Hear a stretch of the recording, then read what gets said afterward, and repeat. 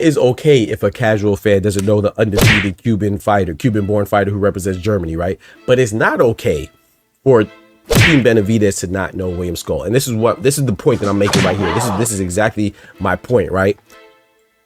This lets me know that Team Benavidez, they are not fully aware of what's going on around them. They're just stuck in their bubble. Like, I know William Scull's not a big fighter. I'm not advocating that anybody should know him, but William Scull is a champion, an undefeated champion. I knew about William Scull, and I don't have a fighter. I'm not a manager. I'm not a promoter. I'm not in the business side of boxing. I don't have a team around me with 4 or 5 other people. Shout out to my guys, you know, all the members. That's my team. You feel me? Shout out to Oscar, shout out to Ty, and everybody else in between.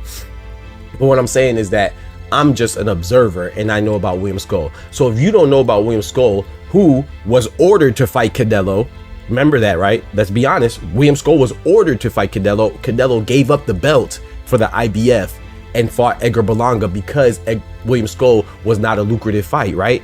Once again, look what the IBF did. The IBF ordered it, right?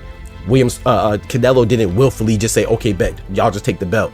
They ordered it. Case in point, why didn't the WBC ordered David Benavidez? And then David Benavidez could now say, oh, Canelo ducked it. You know, but all these duck accusations, they just don't sit well because he was never ordered by the WBC. So that's not a good look, because William Scull, the only reason why he didn't fight Cinnamon earlier is because Cinnamon was like, okay, bet, he's not a really known guy, and I could fight Edgar Berlanga, who's ranked #1 in the WBA, and we could exploit the Mexico versus Puerto Rico rivalry, right? Because that's what boxing loves to do. Combat sports in general, they like to explore and exploit the racial dynamic or the racial divide, and that builds up generates intrigue, you know, whether you like it or not. It's just a reality, right? So I knew about William Scull back then.